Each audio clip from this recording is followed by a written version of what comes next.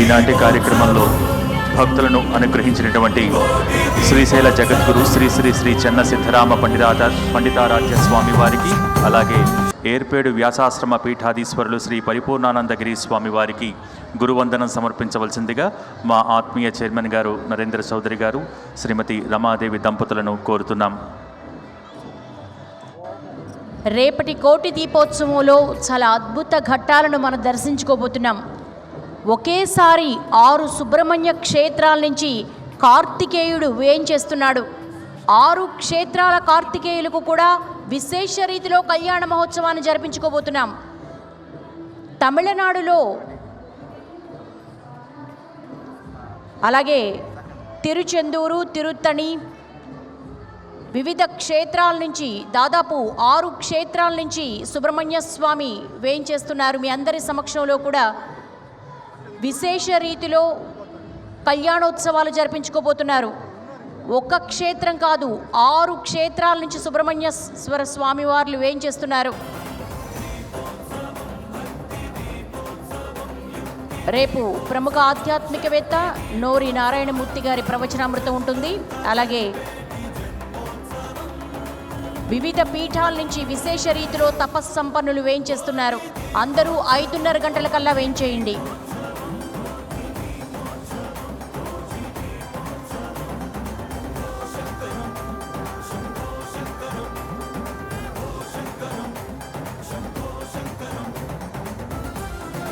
కోటి దీపోత్సవ వైభోగం మరింతగా ద్విగుణీకృతం అవుతోంది. ఆధ్యాత్మిక చరిత్రలోనే మునుపెన్నడూ చూడనటువంటి అనేక వైదిక క్రతువులు వివిధ రాష్ట్రాల నుంచి వేయించేస్తున్నారు.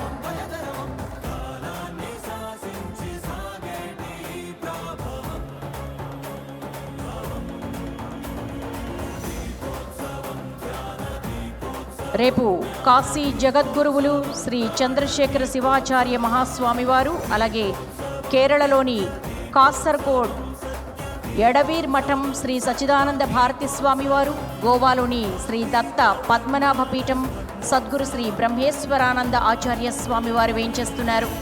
6 క్షేత్రాల నుంచి కార్తికేయుడే కాదు, వివిధ పీఠాల నుంచి విశేష రీతిలో తపస్సంపన్నులు కూడా వేయించేస్తున్నారు. అందరూ 5:30 గంటల కల్లా వేయించేయండి.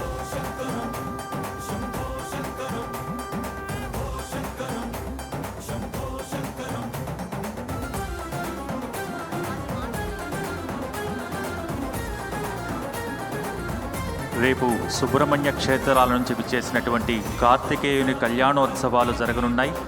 తమిళనాడులో ఆరుపడైవీడుగా ప్రసిద్ధిగాంచినటువంటి పళని, తిరుచెందూర్, తిరుత్తణి, స్వామిమలై, తిరుపరక్కుండ్రం, పళిముదిరుచోళై క్షేత్రాల నుంచి శ్రీ వల్లీ దేవసేన సమేత సుబ్రహ్మణ్యేశ్వర స్వామి వారు వేయించేస్తున్నారు. 6 క్షేత్రాల కళ్యాణోత్సవాలను ఒకేసారి దర్శించటం కేవలం ఈ కోటి దీపోత్సవ వేదికపై మాత్రమే జరగనున్న ఒక ఆధ్యాత్మిక అద్భుతమైన క్రతువు.